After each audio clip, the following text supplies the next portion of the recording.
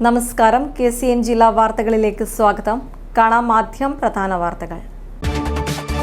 കാസർഗോട്ടെ പ്രമാദമായ റിയാസ് മൗലവി വധക്കേസിൽ വിധി പറയുന്നത് വീണ്ടും മാറ്റിയത് ഈ മാസം 30-ലേക്ക്. ഇത് 3-ാം തവണയാണ് തീയതി മാറ്റിവെക്കുന്നത്.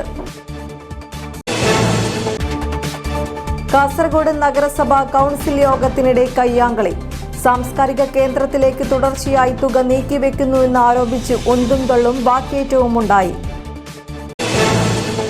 കാസർഗോഡ് ജില്ലയിൽ കഴിഞ്ഞ 30 വർഷമായി വികസനം ഉണ്ടായിട്ടില്ലെന്ന രാജ്മോഹൻ ഉണ്ണിത്താൻ MPയുടെ പ്രസ്താവനയ്ക്കെതിരെ പ്രതികരണവുമായി മുൻ MP പി കരുണാകരൻ. തെരഞ്ഞെടുപ്പിലൂടെ ജനങ്ങൾ ഇതിന് മറുപടി നൽകുമെന്നും പി കരുണാകരൻ. കാസർഗോഡ് തൃക്കണ്ണാട് മത്സ്യബന്ധനത്തിനിടെ ബോട്ട് അപകടത്തിൽപ്പെട്ട 4 പേർക്ക് പരിക്കേറ്റു.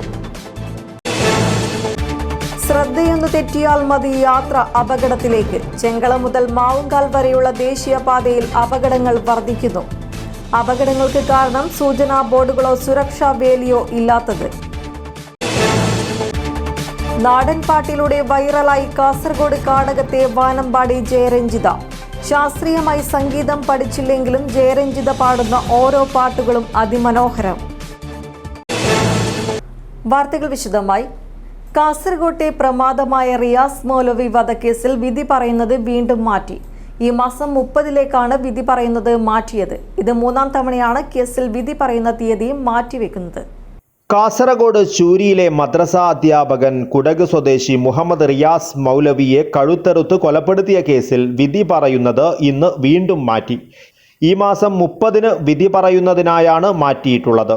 കൊലപാതകം നടന്ന് 7 വർഷത്തിനു ശേഷം റിയാസ് മൗലവി കൊല്ലപ്പെട്ടതിൻ്റെ വാർഷിക ദിനത്തിൽ ഇന്ന് വിധിയുണ്ടാകുമെന്നാണ് പ്രതീക്ഷിച്ചിരുന്നത്. എന്നാൽ പ്രിൻസിപ്പൽ സെഷൻസ് കോടതി ജഡ്ജി KK ബാലകൃഷ്ണൻ വിധി പറയുന്നത് ഈ മാസം 30-ന് മാറ്റുകയായിരുന്നു. ഇത് 3-ാം തവണയാണ് കേസിൽ വിധി പറയുന്ന തീയതി മാറ്റിവെക്കുന്നത്. നേരത്തെ ഫെബ്രുവരി 29-നും മാർച്ച് 7-നും വിധി പ്രസ്താവിക്കുവാനിരുന്നുവെങ്കിലും മാറ്റുകയായിരുന്നു. 2017 മാർച്ച് 20-ന് പുലർച്ചെയാണ് പഴയചൂരി പള്ളിയിലെ താമസ സ്ഥലത്ത് കയറി ഒരു സംഘം റിയാസ് മൗലവിയെ കൊലപ്പെടുത്തിയത്.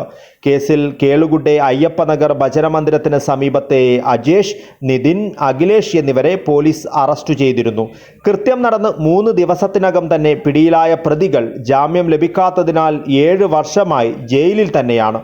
ക്രൈംബ്രാഞ്ച് SP ആയിരുന്ന ഡോക്ടർ A ശ്രീനിവാസിന്റെ മേൽനോട്ടത്തിൽ കോസ്റ്റൽ CI ആയിരുന്ന K സുധാകരന്റെ നേതൃത്വത്തിലുള്ള പ്രത്യേക അന്വേഷണ സംഘമാണ് കേസിൽ അന്വേഷണം പൂർത്തിയാക്കി കോടതിയിൽ കുറ്റപത്രം സമർപ്പിച്ചത്. DNA പരിശോധനാ ഫലമടക്കം 50-ലേറെ രേഖകൾ പോലീസ് കോടതിയിൽ ഹാജരാക്കിയിരുന്നു. 97 സാക്ഷികളെ കോടതി വിസ്തരിച്ചു. 215 രേഖകളും 45 തൊണ്ടി മുതലുകളുമാണ് കോടതിയിൽ സമർപ്പിച്ചത്. News bureau, Kasaragod. കാസർഗോഡ് നഗരസഭ കൗൺസിൽ യോഗത്തിനിടെ കയ്യാങ്കളി. സാംസ്കാരിക കേന്ദ്രത്തിലേക്ക് തുടർച്ചയായി തുക നീക്കിവെക്കുന്നുവെന്ന് ആരോപിച്ച് BJPയും ഭരണപക്ഷത്തിലെ തന്നെ ഏതാനും കൗൺസിലർമാരും രംഗത്ത് എത്തിയതോടെയാണ് ഉന്തും തള്ളും വാക്കേറ്റവും ഉണ്ടായത്.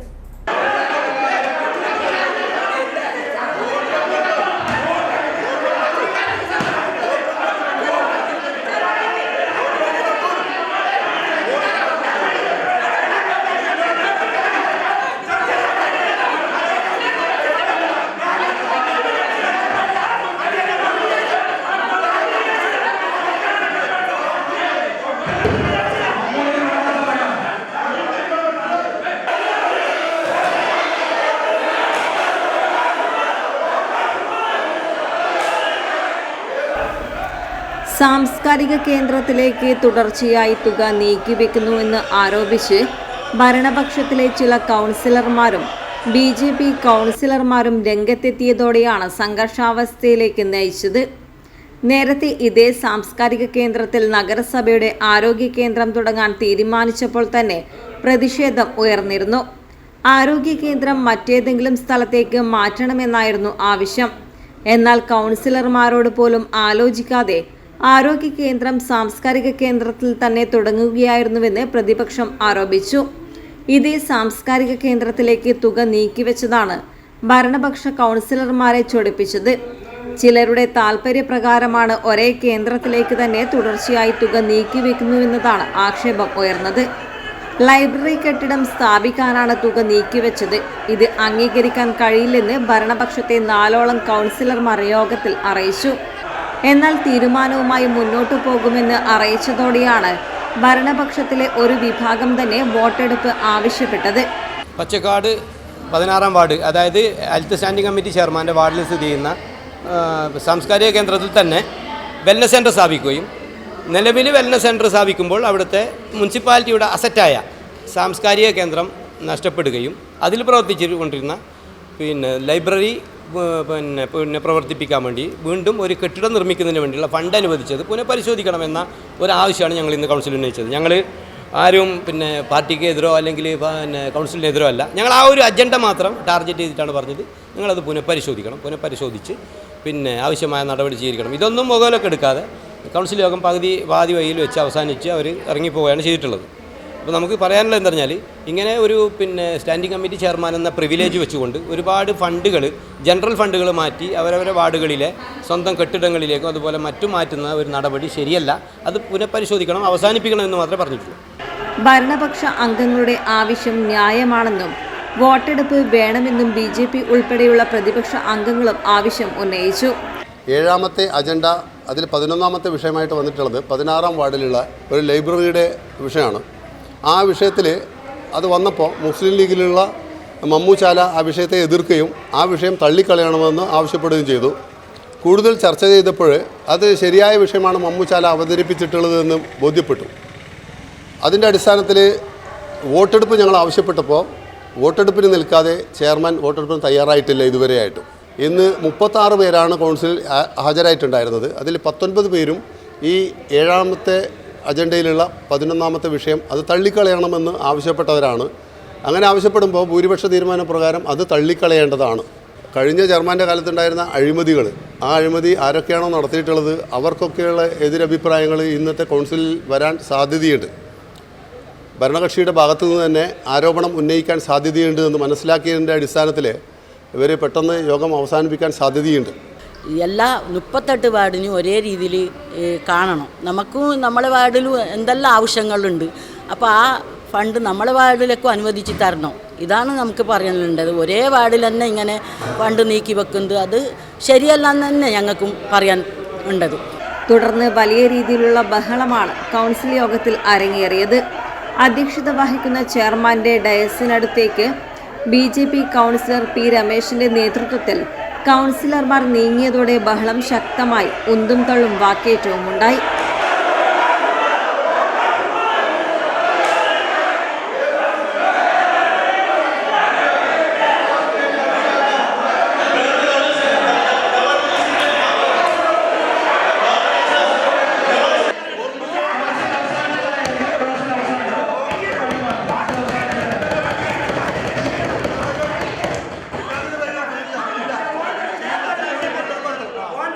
ഇതിനിടയിൽ ചെയർമാൻ അബ്ബാസ് ബീഗം യോഗം പിരിച്ചുവിടാതെ തന്നെ ഇറങ്ങിപ്പോയത് അടുത്ത ആക്ഷേപത്തിന് ഇടയാക്കിയിട്ടുണ്ട്.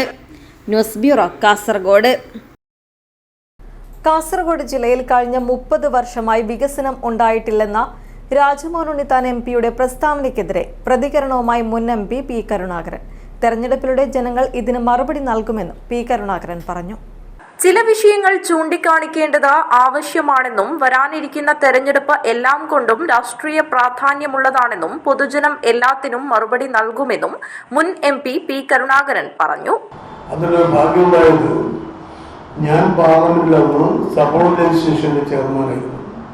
ഒരാൾ മാത്രമാണ്, ബാക്കി എല്ലാവരും കോൺഗ്രസിന്റെ ലീഗുകാരാണ്.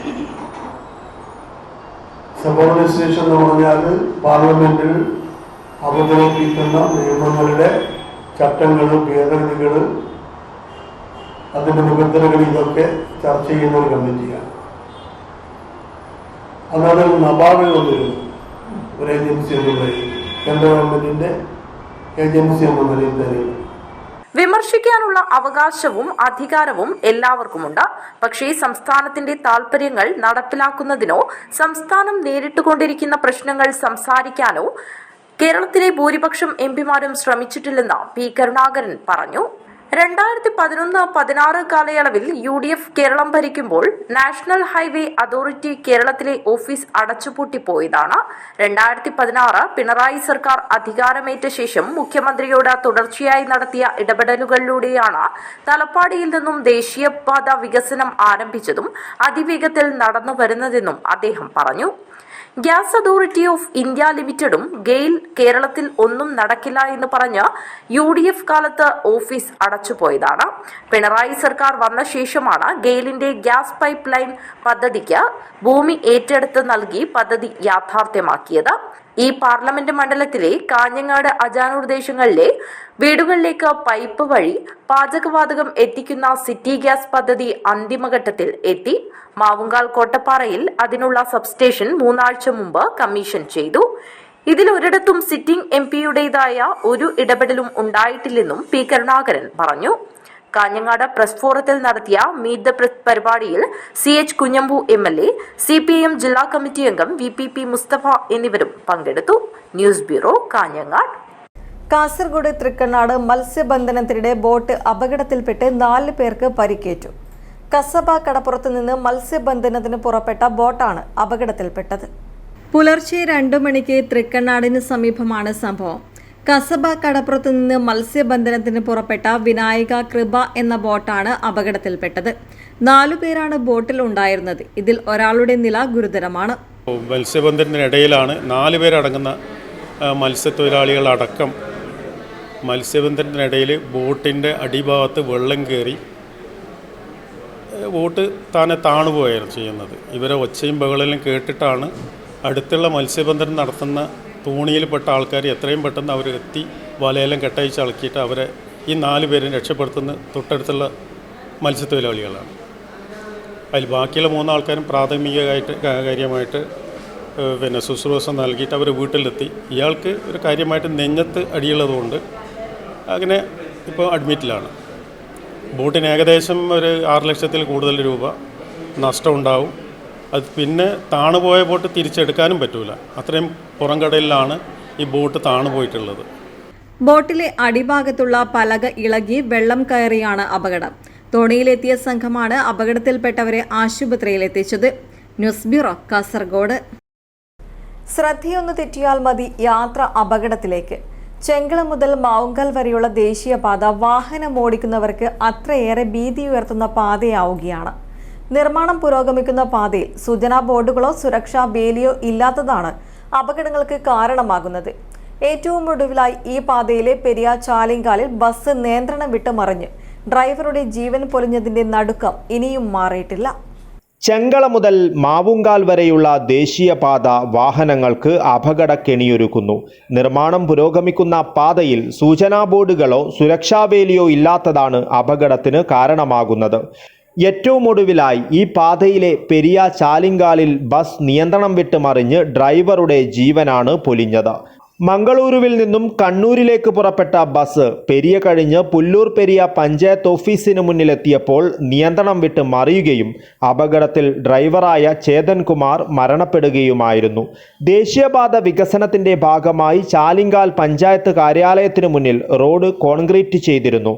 ടാർ റോഡും കോൺക്രീറ്റ് റോഡും ചേരുന്നിടത്തെ ഉയർന്ന ഭാഗത്തിടിച്ച് ആക്സിൽ പൊട്ടുകയും ബസ് നിയന്ത്രണം വിടുകയുമായിരുന്നു. അപകടത്തിൽ വിദ്യാർത്ഥികളടക്കം 50ലധികം പേർക്ക് പരിക്കേൽക്കുകയും ചെയ്തു. ദിവസങ്ങൾക്ക് മുൻപ് പെരിയയിൽ കാർ കുഴിയിലേക്ക് മറിഞ്ഞ് 2 ജീവനുകളും പൊലിഞ്ഞിരുന്നു. തായന്നൂർ സ്വദേശികളായ രഘുനാഥ്, രാജേഷ് എന്നിവരാണ് മരിച്ചത്. പെരിയയിൽ തെയ്യം കെട്ട് കണ്ട് കാഞ്ഞങ്ങാട് ഭാഗത്തേക്ക് മടങ്ങുന്നതിനിടെ പെരിയ കേരള കേന്ദ്ര സർവകലാശാലയ്ക്ക് സമീപമെത്തിയപ്പോൾ റോഡരികിലുള്ള ഡിവൈഡറിൽ തട്ടി കാർ താഴേക്ക് മറിയുകയായിരുന്നു. അപകടത്തിൽ തായന്നൂർ തേരങ്കല്ലിലെ രാഹുൽ, രാജേഷ് എന്നിവർക്ക് ഗുരുതരമായി പരിക്കേൽക്കുകയും ചെയ്തു. ചെങ്കള മുതൽ മാവുങ്കാൽ വരെയുള്ള ദേശീയപാതയിൽ ഇതോടെ സമീപകാലത്ത് 5 ജീവനുകളാണ് പൊലിഞ്ഞിരിക്കുന്നത്. ജനുവരി 9 ദേശീയപാതയിൽ കുണിയയിൽ നിയന്ത്രണം വിട്ട കാർ സ്കൂട്ടറിലിടിച്ചുണ്ടായ അപകടത്തിൽ പരവനടുക്കത്തെ P. നാരായണൻ നായർ, ചട്ടഞ്ചാൽ മേലത്ത് ഗോപാലകൃഷ്ണൻ എന്നിവർ മരണപ്പെട്ടിരുന്നു. അതിനു മുൻപ് മാവുങ്കാലിൽ KSRTC ബസ് കാറിലിടിച്ച് 2 പേർക്ക് ഗുരുതരമായി പരിക്കേൽക്കുകയും ചെയ്തിരുന്നു. അപകടത്തിൽ കാറിലുണ്ടായിരുന്ന വടകര സ്വദേശിക്കും ഡ്രൈവർക്കുമാണ് പരിക്കേറ്റത്. ഈ അപകടങ്ങൾക്ക് ശേഷം ദേശീയപാത കരാർ കമ്പനിക്കെതിരെ നാട്ടുകാരുടെ കടുത്ത പ്രതിഷേധമുയർന്നിരുന്നു.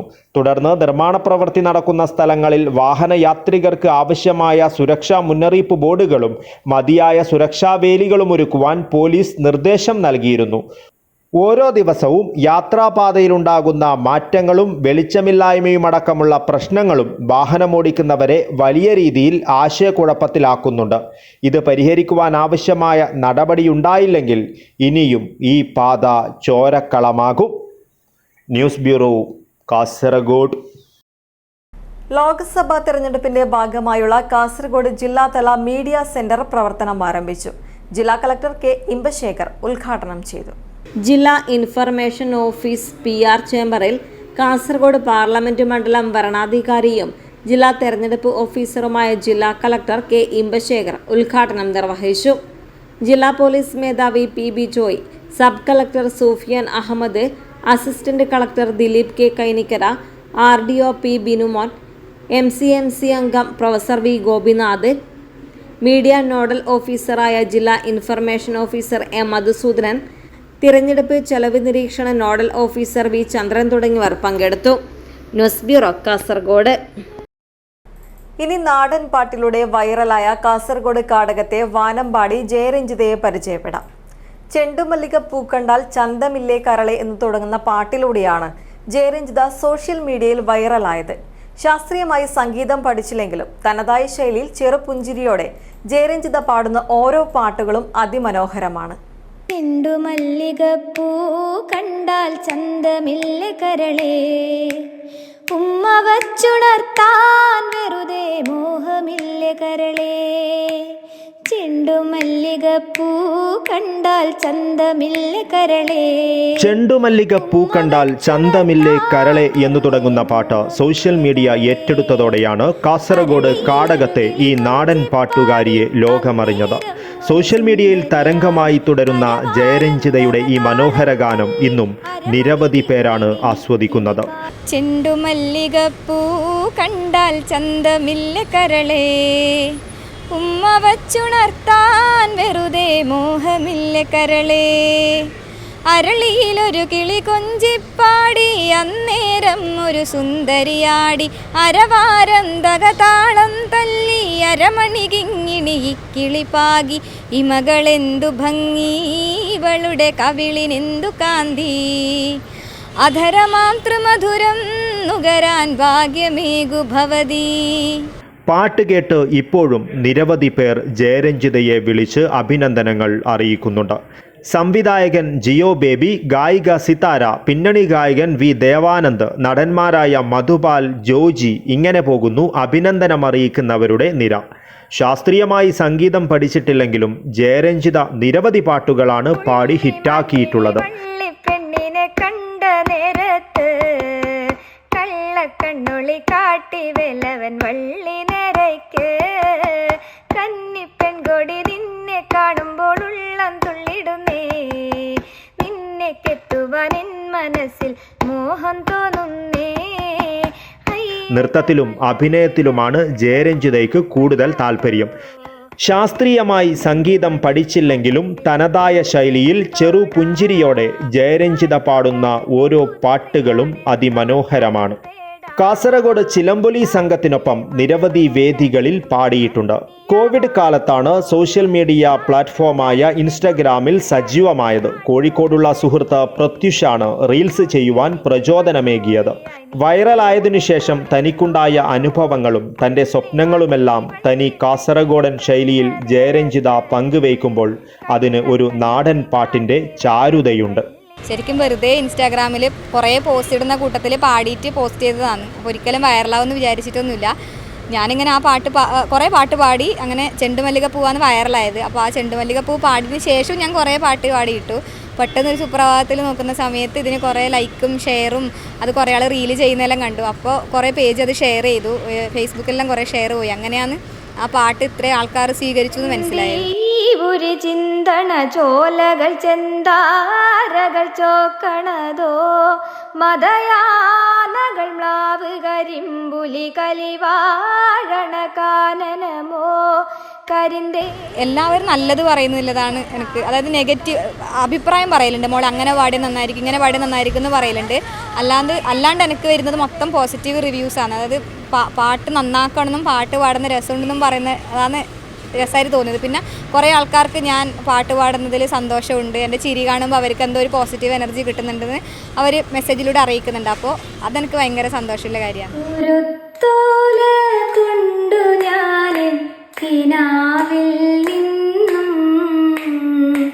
ഒരു നല്ല കിളിച്ചെന്തും ഇടഞ്ഞുണ്ടാക്കി.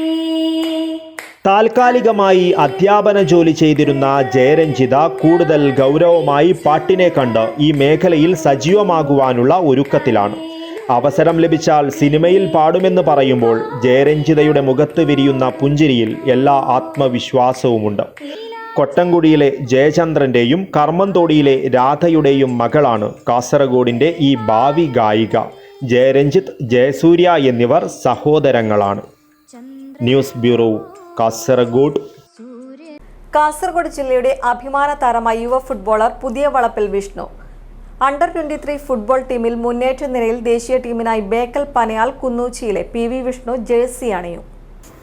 ദിവസങ്ങളായി ഡൽഹിയിൽ നടന്ന ഇന്ത്യൻ ടീം ക്യാമ്പ് ചൊവ്വാഴ്ച വൈകുന്നേരമാണ് സമാപിച്ചത്. ബുധനാഴ്ച ടീം മലേഷ്യയിലേക്ക് തിരിച്ചു.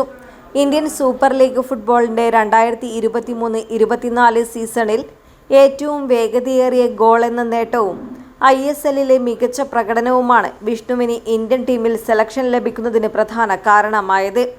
ഒഡീഷയ്ക്കെതിരെയുള്ള മത്സരത്തിൽ കളി തുടങ്ങി 33ാമത് സെക്കൻഡിൽ ബോക്സിനകത്ത് വെച്ച് ഇടതുകാലുകൊണ്ട് നേടിയ ഗോൾ ഈസ്റ്റ് ബംഗാൾ FC ടീമിന് മറക്കാനാവാത്തതായി മാറി.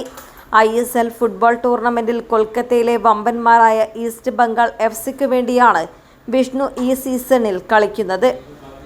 2019 സന്തോഷ് ട്രോഫി കേരള ടീമിൽ വിഷ്ണു അംഗമായിരുന്നു. ദേശീയ ഗെയിംസിൽ കേരളം 2ാം സ്ഥാനം നേടിയപ്പോൾ വിഷ്ണു ടീമിലെ പ്രധാന താരമായിരുന്നു. കേരള പ്രീമിയർ ലീഗ് ഫുട്ബോൾ ടൂർണമെൻറ്റിൽ പടന്ന ഷൂട്ടേഴ്സ് ടീം, മലപ്പുറത്തെ ലൂക്ക സോക്കർ, മുത്തൂറ്റ് ഫുട്ബോൾ അക്കാദമി എന്നീ ടീമുകൾക്ക് വേണ്ടിയും പയ്യന്നൂർ കോളേജിൽ BA സാമ്പത്തിക ശാസ്ത്ര വിദ്യാർത്ഥിയായിരിക്കെ കോളേജ് ടീമിലും കളിച്ച Vishnu all India Inter university മത്സരത്തിൽ കണ്ണൂർ യൂണിവേഴ്സിറ്റിക്ക് വേണ്ടിയും ജേഴ്സി അണിഞ്ഞിട്ടുണ്ട്. കാസർഗോഡ് ജില്ലാ ഫുട്ബോൾ ലീഗ് മത്സരത്തിൽ ഉദുമ ബാജിയോ ഫാൻസിന് വേണ്ടി മികച്ച പ്രകടനമാണ് നടത്തിയത്. തച്ചങ്ങാട് ഗവൺമെൻറ് ഹൈസ്കൂളിൽ 8ാം ക്ലാസ്സിൽ പഠിക്കുമ്പോൾ സ്കൂളിലെ കായിക അധ്യാപകനായ വലിയപറമ്പ് ഇടയിലക്കാട്ടിലെ KV ബിജുവാണ് വിഷ്ണുവിലെ പ്രതിഭയെ കണ്ടെത്തി പരിശീലിപ്പിച്ചത്. 8ാം തരത്തിൽ തച്ചങ്ങാട് സ്കൂളിൽ പഠിക്കുന്ന സമയത്താണ് വിഷ്ണുവിലെ ഒരു കായിക പ്രതിഭയെ എനിക്ക് കണ്ടെത്താൻ വേണ്ടി സാധിച്ചിട്ടുള്ളത്. ആ സമയത്ത് വിഷ്ണു വളരെ നന്നായിട്ടാണ് ടീമിന് വേണ്ടി കളിക്കുന്നത്. ആ സമയത്ത് തച്ചങ്ങാട് സ്കൂൾ തുടർച്ചയായിട്ട് ബേക്കൽ സബ് ജില്ലാ ചാമ്പ്യൻഷിപ്പിൽ നമ്മൾ സുബ്രതോ കപ്പാണെങ്കിലും സ്കൂൾസ് മത്സരത്തിലാണെങ്കിലും നമ്മൾ ചാമ്പ്യന്മാരാണ്. അതിനുശേഷം വിഷ്ണുവിൻ്റെ ഓരോ ഘട്ടങ്ങളും വിഷ്ണു തുടർച്ചയായിട്ട് സന്തോഷ് ട്രോഫി ടീമിൽ കിട്ടുന്നു. അതുപോലെ തന്നെ കാസർഗോഡ് ജില്ലയ്ക്ക് വേണ്ടി മികച്ച കളി പുറത്തെടുക്കുന്നു. അങ്ങനെ വിഷ്ണുവിൻ്റെ നേട്ടങ്ങൾ ഓരോ ചവിട്ടുപടിയായിട്ട് ഇങ്ങനെ മുന്നേറിക്കൊണ്ട് നിൽക്കുകയാണ്. അപ്പോൾ ഇപ്പോൾ ഇന്ത്യൻ ടീമിൽ കിട്ടിയതിൽ വളരെയധികം സന്തോഷം. തീർച്ചയായിട്ടും വിഷ്ണുവിൻ്റെ ഈ ഒരു സന്തോഷത്തിൽ നമ്മളൊക്കെ ഇതിൽ പങ്കുചേരുന്നു. Thank you. +2 പഠനകാലത്ത് Periya government higher secondary school ടീമിനും തുടർന്ന് പയ്യന്നൂർ കോളേജ് ടീമിനും ബൂട്ടണിഞ്ഞിട്ടുണ്ട്. ചിട്ടയായ പരിശീലനവും പ്രയത്നവും നടത്തിയാൽ ഇന്ത്യൻ ദേശീയ ടീമിൽ വരെ എത്താമെന്ന സ്വപ്നം നൽകിയ ബിജു എന്ന കായികാധ്യാപകൻ്റെ വാക്ക് യാഥാർത്ഥ്യമായതിലെ സന്തോഷം വിഷ്ണു KCNുമായി പങ്കുവച്ചു. വിഷ്ണു കളിച്ച വർഷങ്ങളിൽ ബേക്കൽ ഉപജില്ലാ ഫുട്ബോൾ മത്സരങ്ങളിൽ 3 തവണ തച്ചങ്ങാട് സ്കൂളായിരുന്നു ചാമ്പ്യന്മാർ. സംസ്ഥാന സീനിയർ സ്കൂൾ ഫുട്ബോൾ ചാമ്പ്യൻഷിപ്പിൽ കാസർഗോഡ് ജില്ലാ ചാമ്പ്യന്മാരായപ്പോൾ വിഷ്ണുവായിരുന്നു ടീം ക്യാപ്റ്റൻ. ജില്ലാ സംസ്ഥാന ഫുട്ബോൾ അസോസിയേഷനുകളും സ്വന്തം നാട്ടിലെ ക്ലബ്ബായ കുന്നൂച്ചി സഫ്തർ ആഷ്മി സഹതാരങ്ങളും നാട്ടുകാരും വിവിധ ക്ലബ്ബുകളും പരിശീലകരും സഹപാഠികളും സുഹൃത്തുക്കളും അധ്യാപകരും നൽകിയ പിന്തുണയും പ്രോത്സാഹനവുമാണ് തനിക്കെന്നും ആവേശമെന്ന് ഈ യുവതാരം പറയുന്നു. കുന്നൂച്ചിയിലെ K ദിവാകരൻ്റെയും B സത്യഭാമയുടെയും ഇളയ മകനാണ് വിഷ്ണു. വരുൺ, വിപിൻ എന്നിവരാണ് സഹോദരങ്ങൾ. ഉർമേസ് തൃക്കരിപ്പൂർ, ന്യൂസ് ബ്യൂറോ, ചെറുവത്തൂർ. തണ്ണിമത്തൻ കൃഷിയിൽ കാസർഗോഡ് പാടിയിലെ കർഷക പ്രേമിക്ക് പറയാനുള്ളത് 100 മേനിയുടെ വിജയഗാഥ. ഒരേക്കറോളം സ്ഥലത്ത് വിളയിച്ചത് 1 ടണ്ണോളം തണ്ണിമത്തനാണ്. പരീക്ഷണാടിസ്ഥാനത്തിലാണ് കാസർഗോഡ് പാടിയിലെ പ്രേമ എന്ന കർഷക തണ്ണിമത്തൻ കൃഷി ആരംഭിച്ചത്. 1 വർഷം മുൻപ് ബംബ്രാണയിലെ 2.5 ഏക്കർ സ്ഥലം പാട്ടത്തിനെടുത്ത് 20 സെന്റ് സ്ഥലത്തായിരുന്നു തണ്ണിമത്തൻ കൃഷി. 2 മാസത്തെ കാത്തിരിപ്പിനൊടുവിൽ ലഭിച്ചത് പ്രതീക്ഷിക്കാത്ത വിളവും. അങ്ങനെ ഇത്തവണ 20 സെന്റ് എന്നത് 1 ഏക്കറിൽ വ്യാപിപ്പിച്ചു. 13 പശുക്കളുള്ള ഈ കർഷകയുടെ കൃഷിക്ക് ചാണകവും ഗോമൂത്രവും മാത്രമാണ് വളമായി ഉപയോഗിച്ചത്. ജൈവരീതിയിലുള്ള കൃഷിയിൽ ഇത്തവണ വിളവെടുപ്പിൽ ലഭിച്ചത് 1 ടൺ തണ്ണിമത്തനാണ്. ഇതര സംസ്ഥാനങ്ങളിൽ നിന്നുള്ള തണ്ണിമത്തനെ ആശ്രയിച്ചിരുന്ന മലയാളി തണ്ണിമത്തൻ വാങ്ങുവാൻ ഇവിടേക്ക് ഒഴുകിയെത്തുകയാണ്. കുടുംബശ്രീ CDS വഴി ലഭിച്ച വിത്തിനമാണ് കൃഷിക്കായി ഉപയോഗിച്ചത്. മണൽ കലർന്ന പശ്ചിമരാശിയുള്ള മണ്ണിൽ 73 ദിവസത്തോളമാണ് തണ്ണിമത്തൻ പാകമാകുവാനെടുത്ത സമയം. കൃഷിക്കായി ജീവിതം മാറ്റിവെച്ച പ്രേമയുടെയും ഭർത്താവ് കമലാക്ഷൻ്റെയും അധ്വാനത്തിൻ്റെ ഫലമാണ് തണ്ണിമത്തൻ കൃഷിയുടെ വിജയഗാഥ. കുടുംബശ്രീ ജില്ലാ മിഷൻ്റെയും കൃഷിഭവൻ്റെയും പ്രോത്സാഹനം കൂടിയാണ് തങ്ങളുടെ വിജയമെന്ന് പ്രേമ പറയുന്നു. പാടി ഗ്രാമത്തിൽ തണ്ണിമത്തൻ കൃഷി ചെയ്യുന്നത് കഴിഞ്ഞ 2 വർഷമായി ഞാൻ ഈ കൃഷി ചെയ്തുകൊണ്ടിരിക്കുകയാണ്. ഇപ്രാവശ്യം നല്ലൊരു മികച്ച വിളവ് എനിക്ക് ലഭിച്ചിട്ടുണ്ട്. തികച്ചും ജൈവ രീതിയിലുള്ള കൃഷിയാണ് ചെയ്തിരിക്കുന്നത്. സപ്പോർട്ട് എനിക്ക് എല്ലാവരും ഉണ്ട്. കുടുംബശ്രീ മിഷൻ നല്ല രീതിയിൽ കുടുംബശ്രീ മിഷനുണ്ട്, പിന്നെ കൃഷിഭവനുണ്ട്, പിന്നെ എൻ്റെ ഈ സ്ഥലം ഓണർ സിദ്ദിഖോട്ടൂർ അവർ നല്ല രീതിയിൽ സപ്പോർട്ട് ചെയ്യുന്നുണ്ട്. തണ്ണിമത്തന് പുറമെ പച്ചക്കറിയും ചോളവും കൃഷി ചെയ്ത് ഈ കർഷകയ്ക്ക് ലഭിച്ചത് മികച്ച വിളവാണ്. മക്കളായ രാഹുലും അവന്തികയും കൃഷിയിൽ ഇവർക്ക് പൂർണ്ണ പിന്തുണയുമായി രംഗത്തുണ്ട്. News bureau, Kasaragod. Kanhangad DE ഓഫീസിന് മുന്നിൽ KPSTA പ്രതിഷേധം. DA ഉത്തരവിലൂടെ അധ്യാപകരെയും ജീവനക്കാരെയും സർക്കാർ വഞ്ചിച്ചുവെന്നാരോപിച്ചായിരുന്നു പ്രതിഷേധം. DA ഉത്തരവിലൂടെ അധ്യാപകരെയും ജീവനക്കാരെയും സർക്കാർ വഞ്ചിച്ചുവെന്നാരോപിച്ച് KPSTA ഹോസ്ദുർഗ് ഉപജില്ലാ കമ്മിറ്റി കാഞ്ഞങ്ങാട് ഡിസ്ട്രിക്ട് എഡ്യൂക്കേഷൻ ഓഫീസിന് മുന്നിൽ ധർണാസമരം നടത്തി. സംസ്ഥാന നിർവാഹക സമിതി അംഗം K. ശ്രീനിവാസൻ ഉദ്ഘാടനം ചെയ്തു. ഉപജില്ലാ പ്രസിഡന്റ് TK റഷീദ് അധ്യക്ഷത വഹിച്ചു. AV Gireeshan, T. Rajesh Kumar, Nikesh Madayi, TV Anoop Kumar, CK Ajitha, Aloysius George, Satheeshan, M. Sumesh, P. Ratheeshan എന്നിവർ സംസാരിച്ചു. പ്രതിഷേധ പ്രകടനവും നടത്തിയിരുന്നു. മഞ്ചേശ്വരം JCC KMCC മച്ചമ്പാടി കമ്മിറ്റിയുടെ നേതൃത്വത്തിൽ ഗ്രാൻഡ് ഇഫ്താർ മീറ്റ് സംഘടിപ്പിച്ചു. AKM അഷ്റഫ് MLA ഉദ്ഘാടനം ചെയ്തു. മച്ചമ്പാടി CH നഗറിൽ സംഘടിപ്പിച്ച ഗ്രാൻഡ് ഇഫ്താർ മീറ്റ് AKM അഷ്റഫ് MLA ഉദ്ഘാടനം ചെയ്തു. GCC KMCC മച്ചമ്പാടി കമ്മിറ്റിയുടെ പ്രവർത്തനം അഭിനന്ദനീയമാണെന്ന് AKM അഷ്റഫ് MLA പറഞ്ഞു. വരുന്ന ലോക്സഭാ തെരഞ്ഞെടുപ്പിന്റെ ഗൗരവം മനസ്സിലാക്കിക്കൊണ്ട് ഓരോ വോട്ടും പാഴാകാതെ UDFന് വേണ്ടി വിനിയോഗിക്കുവാൻ മതേതര വിശ്വാസികൾ മുന്നോട്ട് വരണമെന്നും MLA ആവശ്യപ്പെട്ടു. എല്ലാ വർഷങ്ങളിലും നൽകുന്ന ഉസ്താദുമാർക്കുള്ള പെരുന്നാൾ സമ്മാനമായ ലിബാസു റഹ്മ മുസ്ലിം ലീഗ് മണ്ഡലം ട്രഷറർ സൈഫുള്ള തങ്ങൾ സുലൈമാൻ ദാരിമിക്ക് നൽകി ഉദ്ഘാടനം നിർവഹിച്ചു. ഇപ്രാവശ്യത്തെ പരിശുദ്ധ ഹജ്ജിന് പോകുന്നവർക്കുള്ള യാത്രയയപ്പും നടന്നു. GCC KMCC president Hussain Machampadi അധ്യക്ഷത വഹിച്ചു. ബഷീർ പാക്കവി പ്രാർത്ഥന നടത്തി. മച്ചമ്പാടി ഖത്തീബ് അബ്ദുൽ ബാസിദ് ഹുദവി റമദാൻ പ്രഭാഷണം നടത്തി. മുസ്ലിം ലീഗ് ജില്ലാ പ്രവർത്തക സമിതി അംഗം PH അബ്ദുൽ ഹമീദ്, മുസ്ലിം ലീഗ് മണ്ഡലം treasurer Saifulla Thangal, BM Mustafa, golden Rahman, Manjeshwaram panchayat ഉപാധ്യക്ഷൻ അബൂബക്കർ സിദ്ദീഖ്, KP ഇബ്രാഹിം മുസ്ലിയാർ തുടങ്ങിയവർ സംബന്ധിച്ചു. അബ്ദുൽ റഹ്മാനുദ്യാവർ, news bureau, Manjeshwaram. Vellikkoth Ajanur village office പരിസരത്ത് EMS അനുസ്മരണ ദിനം സംഘടിപ്പിച്ചു. അനുസ്മരണ സമ്മേളനം CPIM Ajanur local secretary BV Thulasi ഉദ്ഘാടനം ചെയ്തു. CPIM 21ാം ബൂത്ത് കമ്മിറ്റിയുടെ നേതൃത്വത്തിൽ EMS അനുസ്മരണം സംഘടിപ്പിച്ചു. വെള്ളിക്കോത്ത് അജാനൂർ വില്ലേജ് ഓഫീസ് പരിസരത്ത് വെച്ച് നടന്ന അനുസ്മരണ സമ്മേളനം അജാനൂർ ലോക്കൽ സെക്രട്ടറി VV തുളസി ഉദ്ഘാടനം ചെയ്തു. സുജിത് കൊടക്കാട് EMS അനുസ്മരണ പ്രഭാഷണം നടത്തി. K. കൃഷ്ണൻ മാസ്റ്റർ അധ്യക്ഷനായി. രാധാകൃഷ്ണൻ വെള്ളിക്കോത്ത് സംസാരിച്ചു. ആലിങ്കാൽ ദാമോദരൻ സ്വാഗതം പറഞ്ഞു. News bureau, Kanhangad. Senior citizen service കൗൺസിലിന്റെ ആഭിമുഖ്യത്തിൽ കാഞ്ഞങ്ങാട് ബഹുജന സദസ്സ് സംഘടിപ്പിച്ചു. BKMU സംസ്ഥാന general secretary advocate Govindan Pallikkappil ഉദ്ഘാടനം ചെയ്തു. കേന്ദ്ര പെൻഷൻ വിഹിതം 3000 രൂപയായി ഉയർത്തുക, ക്ഷേമ പെൻഷൻ കുടിശ്ശിക കൊടുത്തു തീർക്കുക, വയോജന പെൻഷൻ 5000 രൂപയാക്കുക, റെയിൽവേ യാത്രക്കൂലി ഇളവ് പുനഃസ്ഥാപിക്കുക, ഭരണഘടനാ മൂല്യങ്ങൾ സംരക്ഷിക്കുക തുടങ്ങിയ ആവശ്യങ്ങൾ ഉന്നയിച്ചുകൊണ്ടാണ് സീനിയർ സിറ്റിസൺ സർവീസ് കൌൺസിലിന്റെ ആഭിമുഖ്യത്തിൽ കഞ്ഞങ്ങാട് മാന്തോപ്പ് മൈതാനിയിൽ ബഹുജന സദസ്സ് സംഘടിപ്പിച്ചത്. BKMU സംസ്ഥാന general secretary advocate Govindan Pallikkappal ഉദ്ഘാടനം ചെയ്തു. ജില്ലാ പ്രസിഡന്റ് ബാലൻ നോളിയേക്കാൾ അധ്യക്ഷത വഹിച്ചു. യുവകലാസാഹിതി ജില്ലാ പ്രസിഡന്റ് അഹമ്മദ് ഷെരീഫ് കുരിക്കൽ പ്രഭാഷണം നടത്തി. സംസ്ഥാന കമ്മിറ്റി അംഗങ്ങളായ TV രവി, BP അഗിത്തായ എന്നിവർ സംസാരിച്ചു. ജില്ലാ സെക്രട്ടറി തമ്പാൻ മേലത്ത് സ്വാഗതവും ജോയിന്റ് സെക്രട്ടറി KK വത്സലൻ നന്ദിയും പറഞ്ഞു. News bureau, Kanhangad. പ്രധാന വാർത്തകൾ ഒരിക്കൽ കൂടി. കാസർഗോട്ടെ പ്രമാദമായ റിയാസ് മൗലവി വധക്കേസിൽ വിധി പറയുന്നത് വീണ്ടും മാറ്റിയത് ഈ മാസം 30-ലേക്ക്. ഇത് 3-ാം തവണയാണ് തീയതി മാറ്റിവെക്കുന്നത്. കാസർഗോഡ് നഗരസഭ കൌൺസിൽ യോഗത്തിനിടെ കയ്യാങ്കളി. സാംസ്കാരിക കേന്ദ്രത്തിലേക്ക് തുടർച്ചയായി തുക നീക്കിവെക്കുന്നുവെന്ന് ആരോപിച്ച് ഉന്തും തള്ളും വാക്കേറ്റവുമുണ്ടായി. കാസർഗോഡ് ജില്ലയിൽ കഴിഞ്ഞ 30 വർഷമായി വികസനം ഉണ്ടായിട്ടില്ലെന്ന രാജ്മോഹൻ ഉണ്ണിത്താൻ MPയുടെ പ്രസ്താവനയ്ക്കെതിരെ പ്രതികരണവുമായി മുൻ MP P കരുണാകരൻ. തെരഞ്ഞെടുപ്പിലൂടെ ജനങ്ങൾ ഇതിന് മറുപടി നൽകുമെന്നും P കരുണാകരൻ. കാസർഗോഡ് തൃക്കണ്ണാട് മത്സ്യബന്ധനത്തിനിടെ ബോട്ട് അപകടം. അപകടത്തിൽപ്പെട്ട 4 പേർക്ക് പരിക്കേറ്റു. ശ്രദ്ധയൊന്നു തെറ്റിയാൽ മതി, യാത്ര അപകടത്തിലേക്ക്. ചെങ്കള മുതൽ മാവുങ്കാൽ വരെയുള്ള ദേശീയപാതയിൽ അപകടങ്ങൾ വർദ്ധിക്കുന്നു. അപകടങ്ങൾക്ക് കാരണം സൂചനാ ബോർഡുകളോ സുരക്ഷാ വേലിയോ ഇല്ലാത്തത്.